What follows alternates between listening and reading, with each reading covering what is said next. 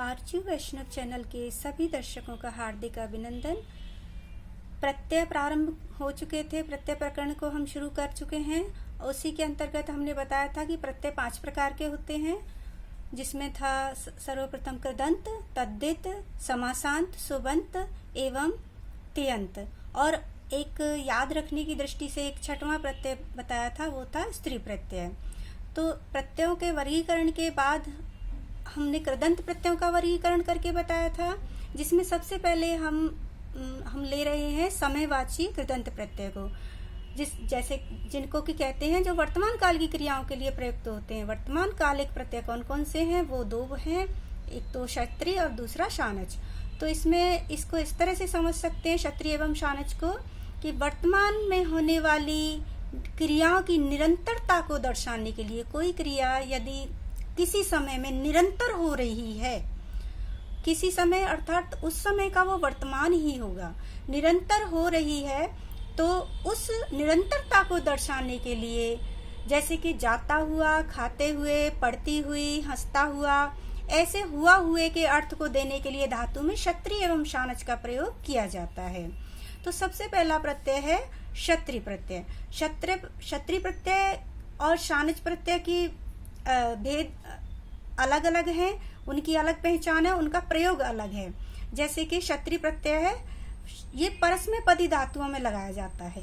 क्षत्रिय प्रत्यय का प्रयोग हमेशा परस्मैपदी धातुओं में होता है, क्षत्रिय का अत शेष रहता है। क्षत्रिय प्रत्यय पुल्लिंग में अन हो जाता है, नपुंसक लिंग में अत हो जाएगा।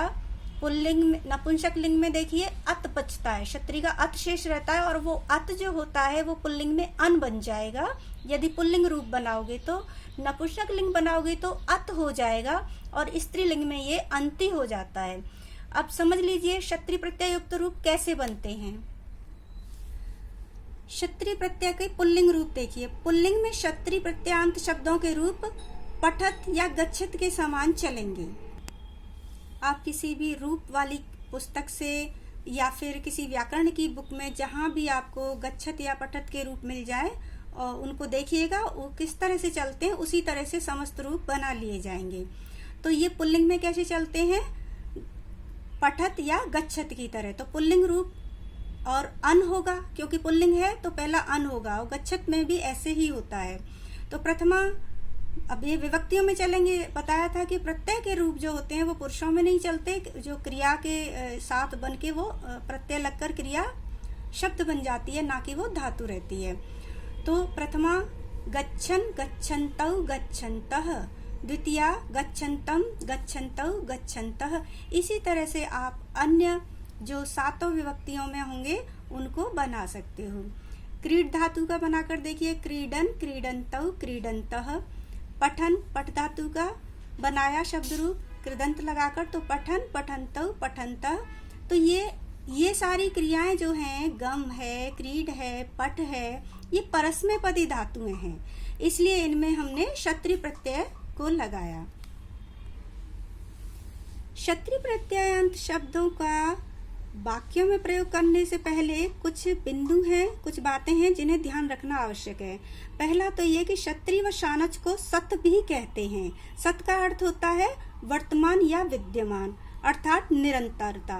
उस समय, जिस समय में क्रिया हो रही है, उसी समय की निरंतरता को दर्शाने के लिए क्षत्रिय एवं शानच का प्रयोग किया जाता है। निरंतर होने वाली क्रिया को दर्शाने के लिए, ना कि उस समयवाची क्रिया को दर्शाने के लिए। क्योंकि ये जो होते हैं प्रत्यय युक्त, जो कृदंत प्रत्यय युक्त जो शब्द बनेंगे वो कर्ता के विशेषण की तरह होते हैं। क्षत्रिय का प्रयोग परस्मैपदी धातुओं में होता है, और शानच का प्रयोग आत्मनेपदी धातुओं में होता है। ये बात हमेशा ध्यान रखिएगा।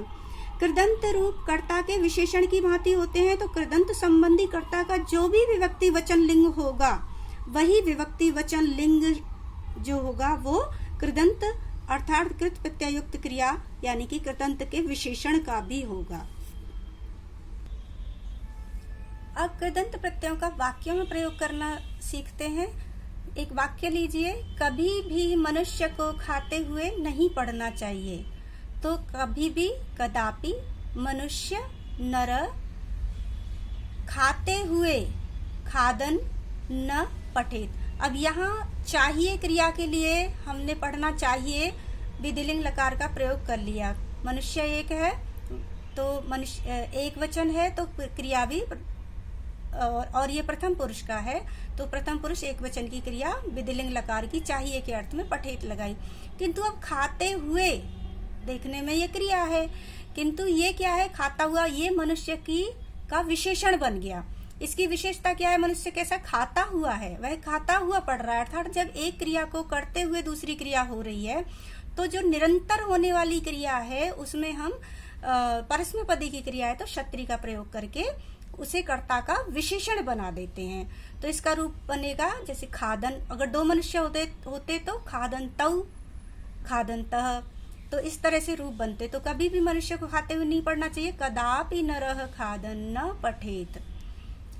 दूसरा है वे दोनों हंसते हुए बोले। अब यहाँ मैंने द्विवचन का लिया है तो सह तौ ते, तो द्विवचन का क्या आया, तौ, तौ हंसते हुए। अब क्योंकि दो लोग हैं तो एक वचन में हसन और द्विवचन में हसंतौ बोले।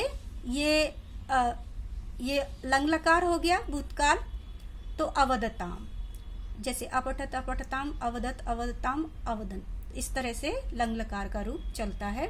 तो लंग लकार के लिए हमने भूतकाल के लिए लंग लकार का प्रयोग किया और हंसते हुए निरंतर क्रिया के लिए क्षत्रि का प्रयोग हस्त धातु में किया। तो बताया था कि कृदंत का जो रूप होता है वो कर्ता का विशेषण होता है। तो कर्ता का जो भी लिंग होगा, वचन होगा, विभक्ति होगी, वही लिंग और वचन इस कृदंत युक्त कृदंत प्रत्यय युक्त क्रियावाची विशेषण का होगा।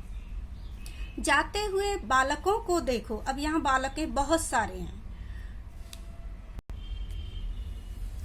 इसमें देखिए मैंने एक चीज इंगित की है, वो है लोट लकार का अव्यक्त कर्ता। इसे समझ लीजिए कि ये क्रिया जो मुख्य क्रिया है वो किसके अनुसार लगेगी और जो निरंतर क्रिया है वो किसके अनुसार लगेगी।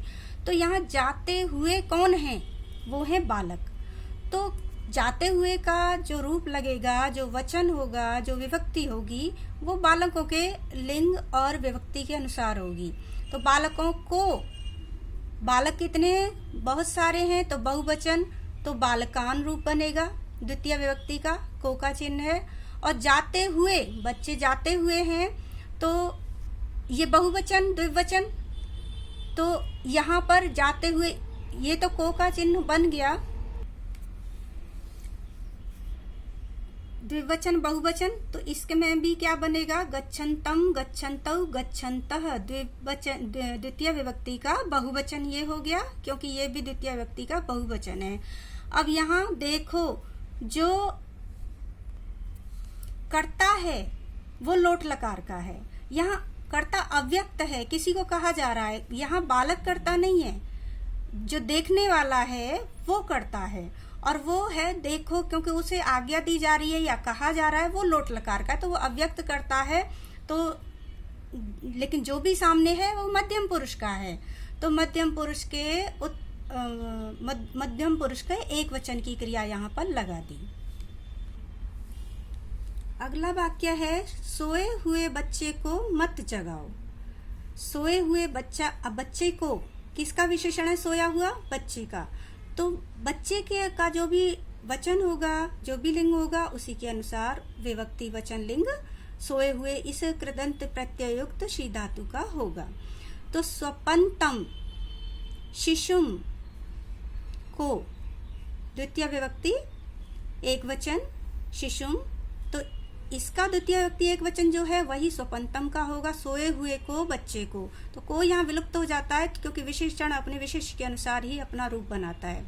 तो स्वपंतम शिशुम माँ प्रबोधय, यहाँ जो जगाने वाला है वो अव्यक्त करता है, जो मध्यम पुरुष एक वचन का है, मत जगाओ। अब एक चीज यहाँ पर समझानी है कि ये जो अम होता है इसको ध्यान रखना होता है कि यदि हलंत युक्त माँ अंत में आ रहा हो तो ही उसे लिखते हैं, अन्यथा अगर वो बीच में आ रहा है तो इस माँ को न लिखकर यहाँ पर बिंदु लगाते हैं और ये होता है सही स्वपंतम। और इसको हटा देते हैं, ये नहीं लगाते हैं। किंतु अगर ये अंत में होता, जैसे माँ प्रबोधय शिशुम स्वपंतम, माँ प्रभु, संस्कृत में आप इधर उधर कर सकते हैं, लेकिन वाक्य बनना चाहिए मत जगाओ शिशु को सोते हुए को। तो शिशुम स्वपंतम अगर अंत में आता तो माँ पूरा लिखा जाता और हलंत लगा दिया जाता। अभी प्रश्न आ जाता है, दिमाग में आएगा एक संशय कि शी धातु जो है स्वप धातु सोना अर्थ में है वो, और शी धातु भी सोना अर्थ में है, तो किसको लगाएं? आपकी इच्छा अनुसार आप कोई भी लगा सकते हैं, लेकिन जो शी धातु होती है वो आत्मनेपदी होती है और स्वप धातु होती है वो परस्मैपदी होती है। तो जब आपने इसका संस्कृत अनुवाद किया तो निर्भर करता है कि आपने परस्मैपदी धातु का प्रयोग किया या आत्मनेपदी का, क्योंकि यदि आत्मनेपदी का किया है तो फिर क्षत्रि का प्रयोग न करके आपको इसमें शानच प्रत्यय का प्रयोग करना होगा। जैसे शयानम शिशुम माँ प्रबोधय। अब देख लीजिए, अगर यहाँ माँ प्रबोधय शिशुम शयानम करना होता तो ये शयान जब अंत में आता तो इसमें हलंत आ जाता। अभ्यास के लिए कुछ वाक्य दे रही हूँ, इनको करिएगा और अगले वीडियो में, अभी वीडियो जल्दी डाले जाएंगे, जल्दी छोटे लेकिन जल्दी, तो उसमें आप मिलाकर देखना, मैं उसमें इनके उत्तर लिखूंगी, इनको फिलहाल आप बनाकर देखिए कि कभी भी मनुष्यों को खाते हुए नहीं पढ़ना चाहिए। ये देखो ऊपर वाला ही है, कभी भी मनुष्य को खाते हुए नहीं पढ़ना चाहिए, बस मैंने यहाँ क्या किया है कि बहुवचन में कर दिया है, तो इसलिए आप इसकी संस्कृत बनाकर देखिए और कृदंत प्रत्यय का प्रयोग कीजिए निरंतर होने वाली क्रियाओं में। वह हंसता हुआ बोला, जाते हुए बालक को देखो। आप इनका स्क्रीनशॉट भी ले लीजिए। जाते हुए बालक को देखो, पानी पीते हुए हंसना नहीं चाहिए, खेलता हुआ बच्चा गिर गया। ध्यान रखिएगा हुआ में और उनका देखिएगा कि वचन और लिंग क्या है, उसी के अनुसार आप कृदंत प्रत्यय को लगाइएगा निरंतर क्रिया में, और अंत में देखिएगा कि क्रिया किस लकार की है, विधिलिंग है या लंग लकार है या लोट लकार है, उसी के अनुसार जो मुख्य क्रिया है उसे लगाइएगा। सीता ने दौड़ते हुए सोने के हिरण को देखा। सीता ने दौड़ते हुए सोने के हिरण को देखा। इसके अतिरिक्त आप ये जो निम्न धातु मैं दे रही हूँ इनके कृदंत रूप बनाकर देखिएगा।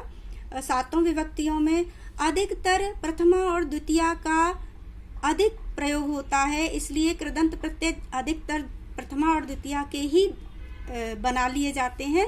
आप समस्त बना के देख लीजिएगा। भू श्रु सुनना, भू होना, पत गिरना, वद बोलना, धाव दौड़ना, क्रीड खेलना, पिब पीना, हंस हंसना, खाद खाना। इन समस्त धातुओं के कल तक आप रूप बनाकर देख लीजिए कृदंत और तिदंत के, क्योंकि अगला जो टॉपिक होगा, जो प्रकरण होगा वो होगा शानच। तो शानच प्रत्यय को अगले उसमें पढ़ाने से पहले, आरंभ करने से पहले इनके सभी के उत्तर भी लिखूंगी। धन्यवाद। जुड़े रहिए, सब्सक्राइब कीजिए और लाइक शेयर अवश्य करें।